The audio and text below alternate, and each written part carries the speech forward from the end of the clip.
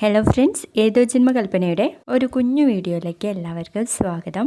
അങ്ങനെ നമ്മുടെ അശ്വിനാണെങ്കിൽ ക്ഷീണിച്ച ഒരു കസേരയിൽ ഇരിക്കുകയാണ്. ആ സമയത്ത് അശ്വിന് തോന്നും ശ്രുതി അരികിൽ ഇരിക്കുന്നത് പോലെ. ശ്രുതിയെ കണ്ടതും ഭയങ്കരമായിട്ട് സന്തോഷിക്കുകയാണ് നമ്മുടെ അശ്വിൻ. ശ്രുതി, നീ തന്നെയാണോ, അത് ഞാൻ സ്വപ്നം കാണാണോ എന്ന് ചോദിക്കട്ടോ. അപ്പോ ശ്രുതി പറയും, ഇത് ഞാൻ തന്നെയാ സർ, സ്വപ്നമല്ല, സത്യമാണ്.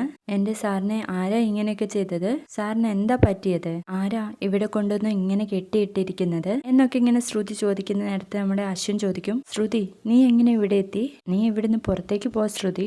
ഇല്ല, ഞാൻ സാറിനെ വിട്ട് എങ്ങോട്ട് പോവാനാ? ഞാൻ സാറിനെയും കൊണ്ടേ പോവുള്ളൂ.